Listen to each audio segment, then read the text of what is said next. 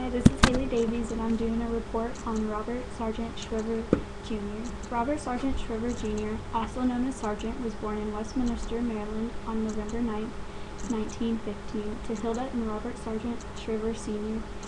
He was their only child that they had. Shriver was also born into a wealthy family, and he was also raised up as a Roman Catholic.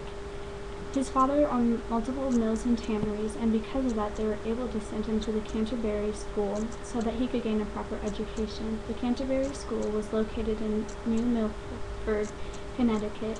After he graduated from high school, he moved to Germany for a year for the experiment in international living.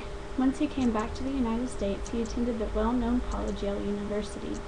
He enjoyed working for the Yale Daily News, and he was also a member of the Delta Kappa fraternity. Shrivers graduated from Yale in 1941 with an LLB degree. After graduation, Sargent decided to join the American First organization. America First was first organized at Yale University by law students, and it was intended to help keep the United States out of World War II. Even after joining American First, Shriver decided to join the U.S. Navy because he felt that it was his duty. He served for 5 years, in which he became a lieutenant.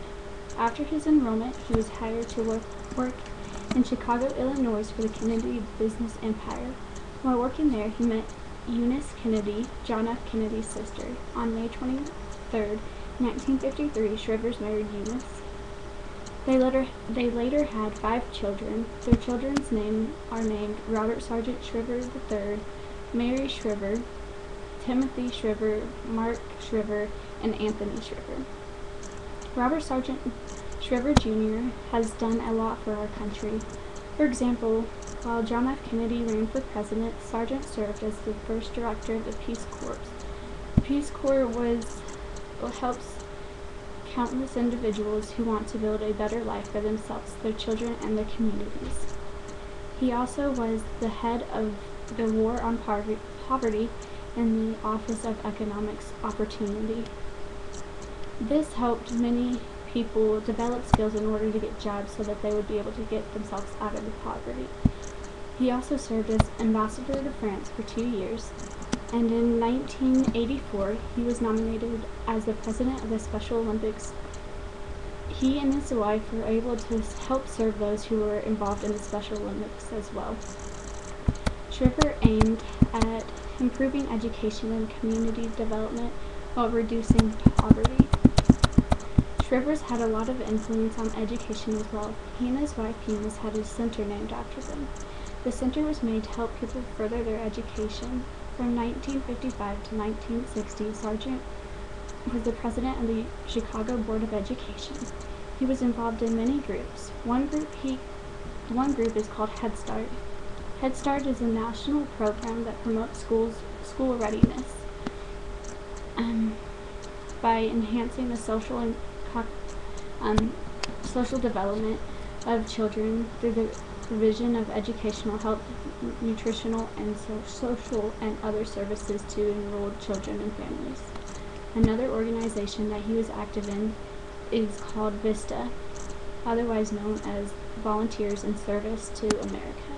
VISTA is to help fight against poverty and illiteracy. One of the other ones that he worked with was called Upward Bound Program. The Upward Bound Program helps prepare students to go to college. The program gave hope to those in poverty that thought they would never have hope in life.